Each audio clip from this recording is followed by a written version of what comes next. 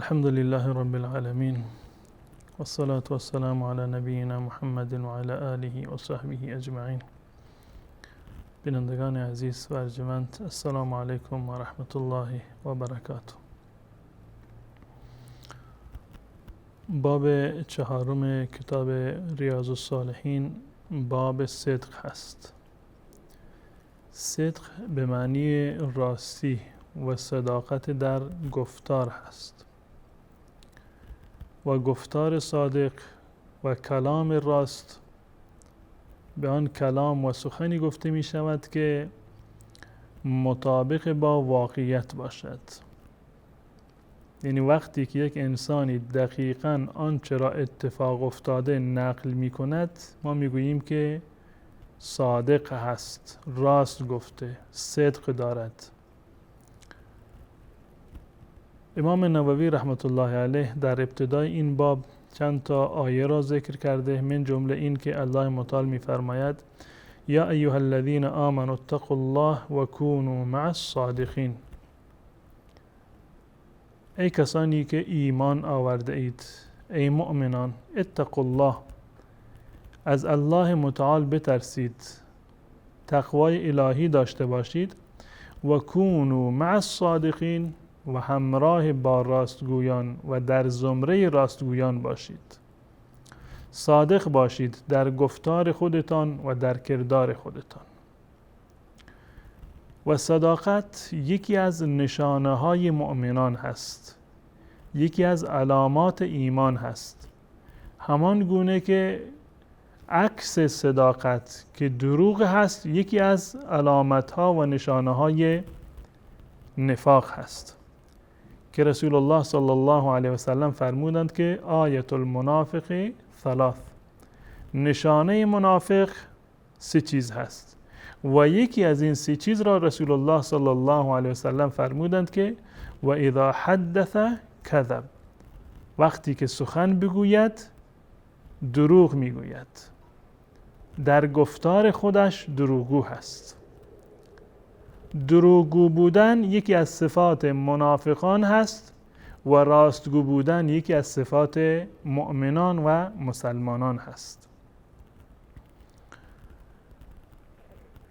روایت اول این باب از عبدالله بن مسعود رضی الله تعالی عنه هست که از رسول الله صلی الله علیه و سلم نقل می کند که ایشان فرمودند ان الصدق یهدی الی البر، صداقت و راستی انسان را به نیکوکاری میرساند. راستگو بودن و صادق بودن زمین ساز نیکوکاری هست. و ان البر یهدی الی الجنه، نیکوکاری انسان را به بهشت میرساند.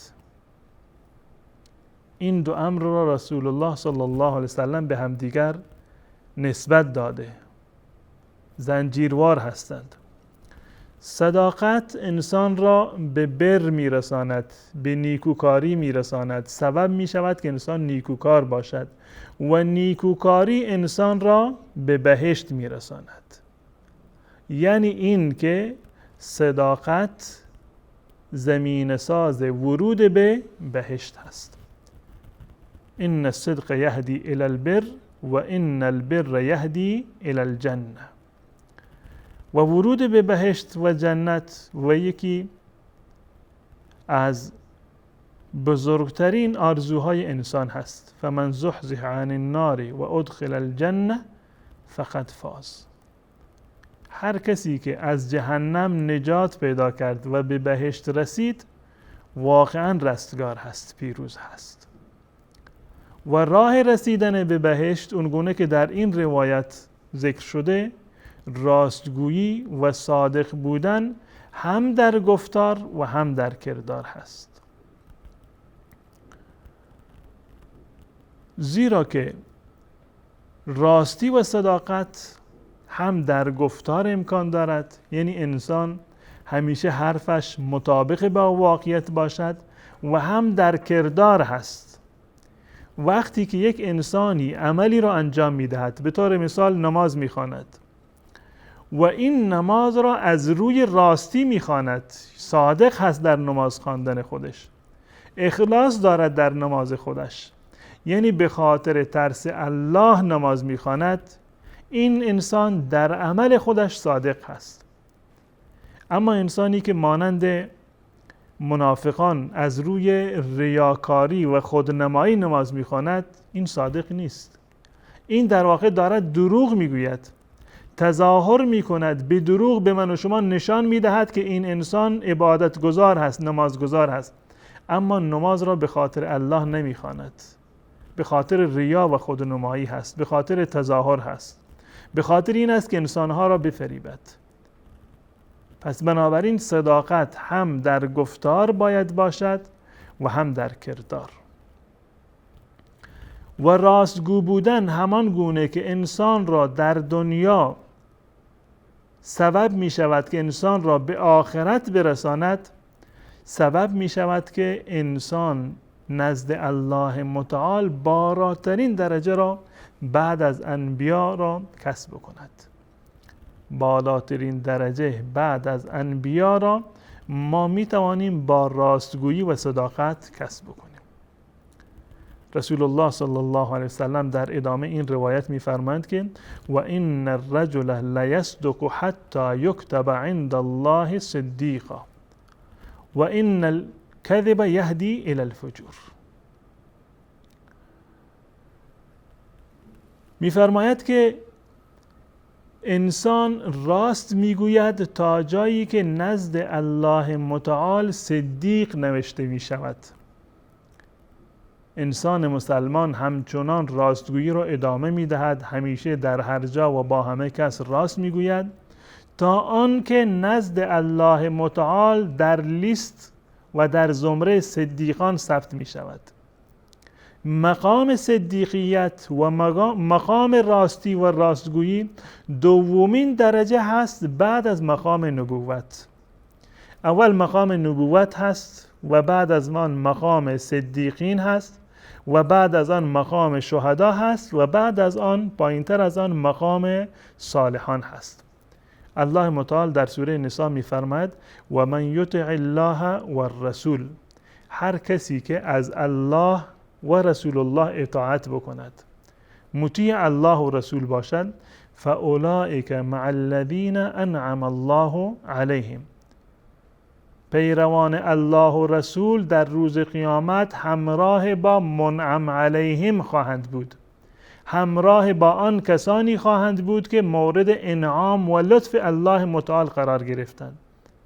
چه کسانی مورد لطف قرار گرفتند؟ چه کسانی منعم علیهم هستند؟ انعمت علیهم هستند؟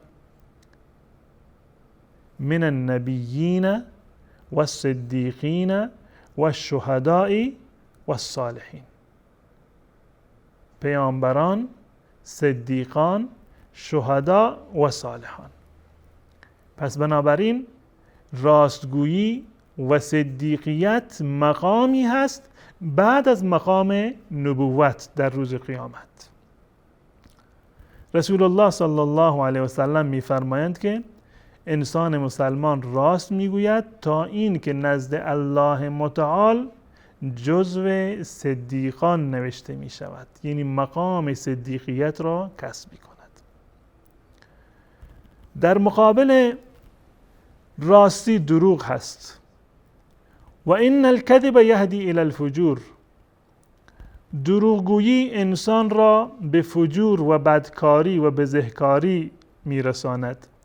و این الفجور یهدی الی النار، بدکاری و فسق و فجور انسان را به جهنم میرساند. همون ترتیبی که در مورد صدق و راستی بود. صداقت انسان را به نیکویی میرساند، نیکوکاری، و نیکوکاری به بهشت. دروغ انسان را به فجور و فحشا و بدکاری میرساند و بدکاری انسان را به جهنم میرساند. و این الکذب یهدی الی الفجور، دروغ انسان را به فسق و فجور میرساند و فسق و فجور انسان را به آتش جهنم میاندازد.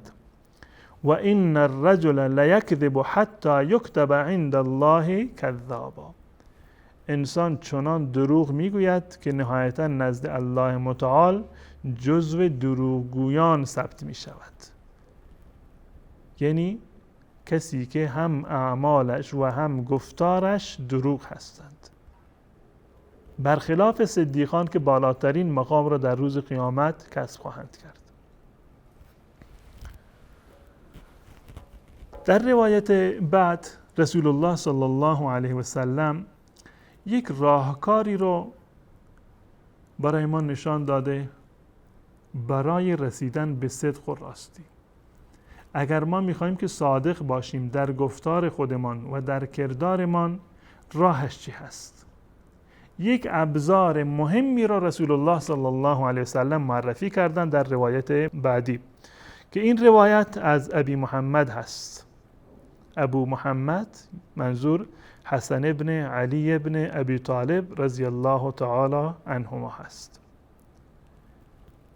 سیدنا حسن رضی الله تعالی عنه میگوید که حفظت من رسول الله صلی الله علیه و سلم، من یک جمله ای رو و یک سخن و کلامی رو از رسول الله صلی الله علیه و سلم حفظ کردم، به خاطر دارم و یاد کردم، و اون جمله این هست که دع ما یریبک الی ما لا یریبک، دع ما یریبک الی ما لا یریبک.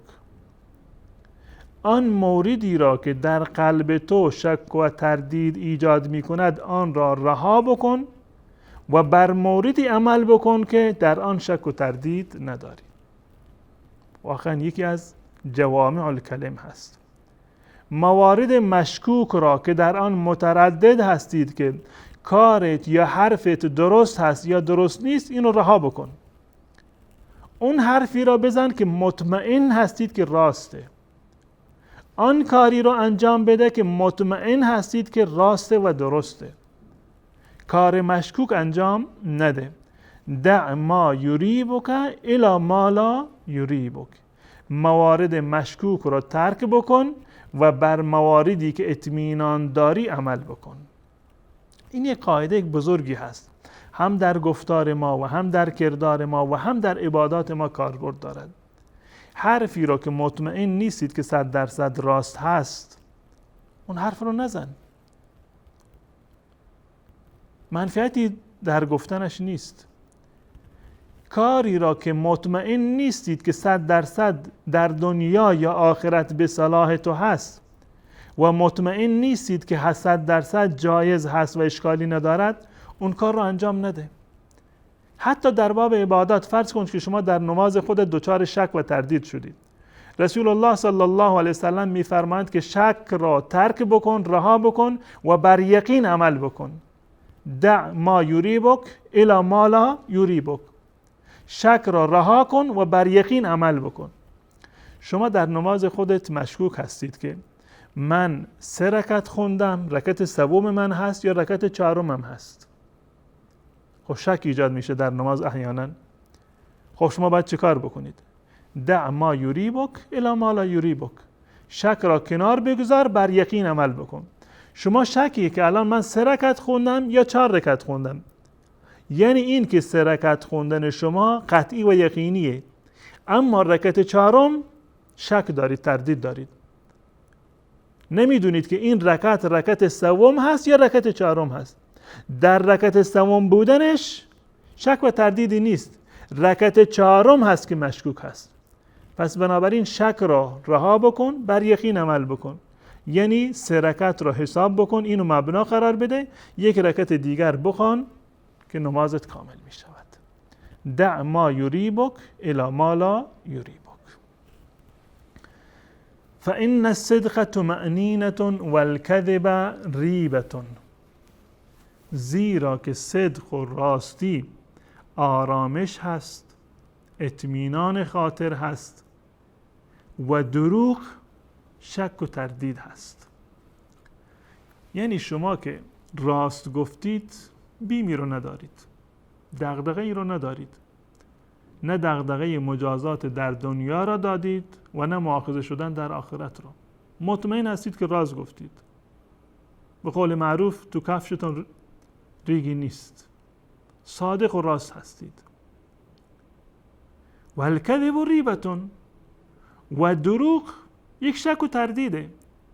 اگر شما دروغ گفتید همیشه در قلب شما این وسوسه وجود دارد که خدای نکرده مردم خبر بشند چه اتفاقی میفته، خدا نکرده مردم مطمئن بشند و به این نتیجه برسند که در گفتار یا کردار من مثلا اشکالی وجود داشته، صادق نبودم. پس بنابراین دروغگویی و دروغ گفتن یک گونه شک و تردید هست. و جالب هست که در زمان جاهلیت انسانهای شریف و بزرگوار هیچ وقت دروغ نمی گفتند. حتی ابو سفیان در زمانی که کافر بودند، یعنی در زمان صلح حدیبیه که و بعد از آن که مسلمانان با کفار قریش در حالت صلح بودند، در این زمان بود که ابو سفیان به روم رفت و با هرقل ملاقاتی داشت. در یک حدیث بسیار طولانی هست، جریان را تعریف می کند که می رود به ملاقات هرقل و هرقل پادشاه روم یک سری معلوماتی، اطلاعاتی رو می خواهد از ابو سفیان بگیرد در مورد رسول الله صلی الله علیه و سلم.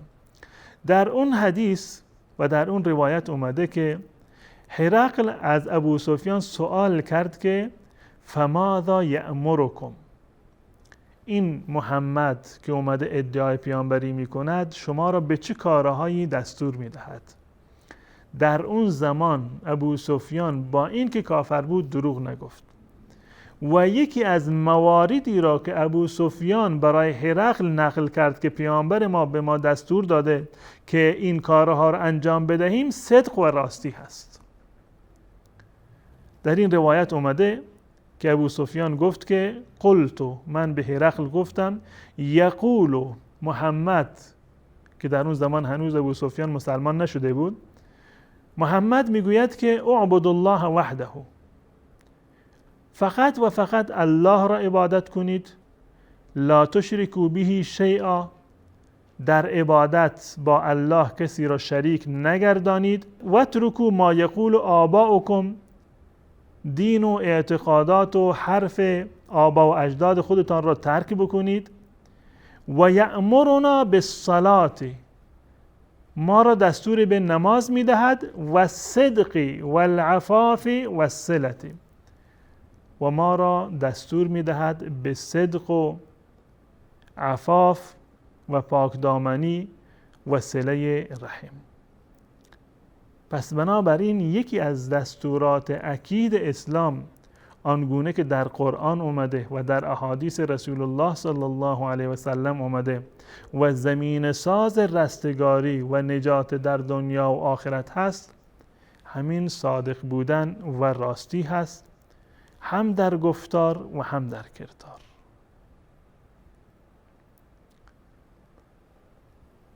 بنابراین ما باید این توصیه رسول الله صلی الله علیه و سلم را آویزه گوش خودمان قرار بدیم. سعی بکنیم که همیشه گفتار ما و کردار ما صادقانه باشد، راست باشیم، هم با خلق الله، با بندگان الله، و هم با آفریدگارمون، خالقمون الله متعال. اگر صادق بودیم در دنیا، در آخرت هم همراه با صدیقان خواهیم بود، همراه با پیامبران و صدیقان و شهدا و صالحین خواهیم بود. و اگر در دنیا گفتارمان راست نباشد، کردارمان راست نباشد، همان گونه که رسول الله صلی الله علیه وسلم فرمودند، عدم راستی و دروغ انسان را به بدکاری راهنمایی می‌کند و فسق و فجور هم جایگاهش در آتش جهنم هست. امیدوار هستم که الله متعال همه من و شما را صداقت در گفتار و کردار را عنایت بفرماید و در دنیا و آخرت همه من و شما را پیروز و رستگار بگرداند. تا برنامه دیگر شما را به الله متعال می سپارم. السلام علیکم و رحمت الله و برکاته.